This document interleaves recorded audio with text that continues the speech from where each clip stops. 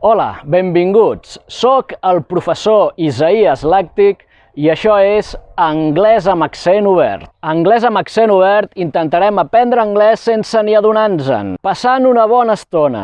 Avui ens trobem a Lliçà d'Amunt, a la comarca del Vallès Oriental. Oriental no vol dir que siguin asiàtics, vol dir que estan a l'est, the east, the west, the north, the south. Veient el món de cap per avall, moltes coses cobren sentit.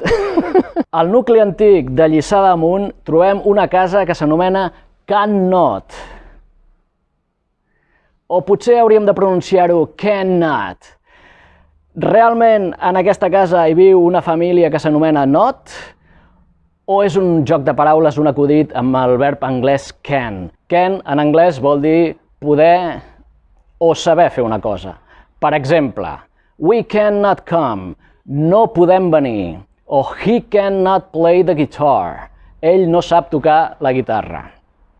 Anem a veure si preguntant pel poble aclarim la història. Hi ha una casa aquí que es diu Can Not. Vosaltres sabeu si la gent que viu allà realment es diu Not? Ni idea. No. Vostè sap si els que viuen en aquella casa realment són la família Not? No, no sé, desconozco esa casa, ¿eh? Yo diría que no.